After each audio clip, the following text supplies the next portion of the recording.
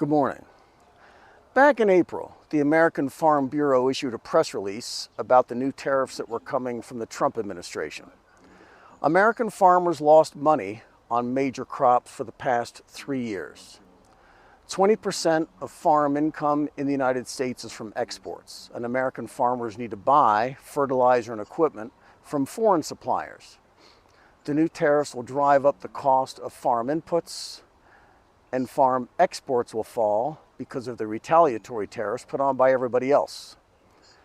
We give credit where it's due, and everything Zippy Duvall here was warning about is now headline news today. The export markets for American farms have disappeared. There's no other way to say it. The BRICS countries, namely Russia and Brazil, are having no problem supplying markets that used to be served by American farmers. President Trump hopes that China will dramatically increase its buys of American soybeans and hopes that the Chinese are quick about it.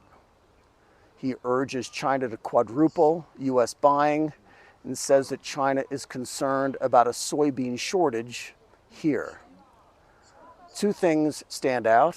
China's shipments of soybeans from the United States are zero, so 4 times that isn't much.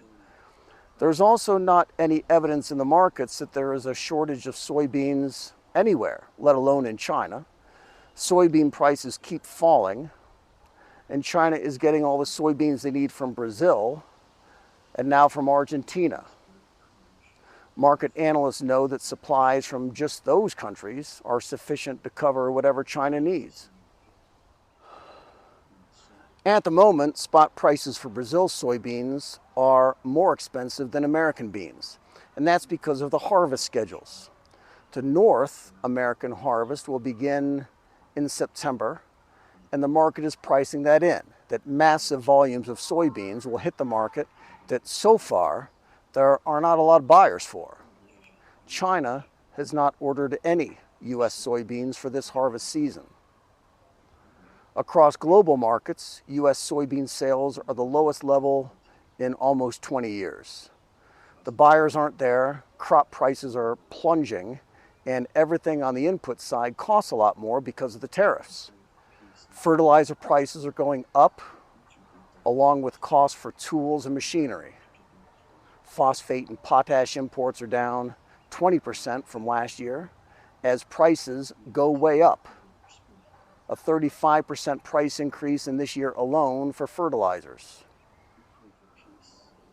The tariffs are also hitting capital spending for heavy equipment.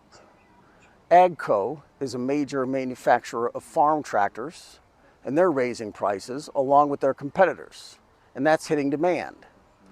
Farmers are holding off, waiting before making big capital commitments for new farm equipment.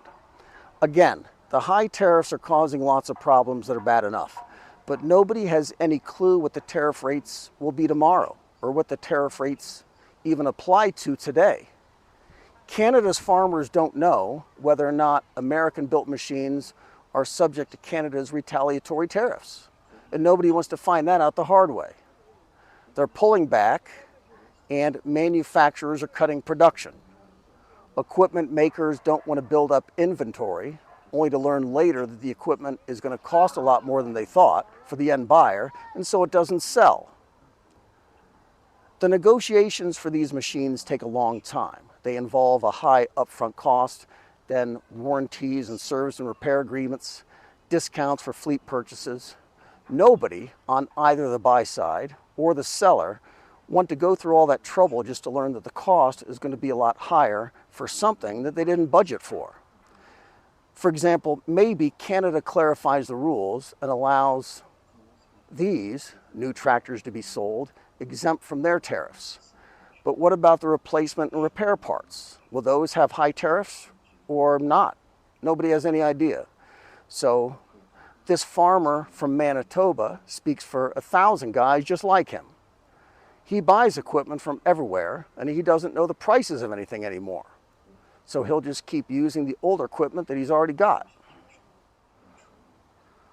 30% of ag equipment built in the United States is exported, and Canada is the biggest market for it. The Canadians aren't buying, And Case New Holland announced big layoffs for their plants in North Dakota and Minnesota. And we might suppose that that would be a boon for Canadian equipment makers, but they're getting hit too. Honeybee is a Canadian manufacturer, and they're also cutting back production.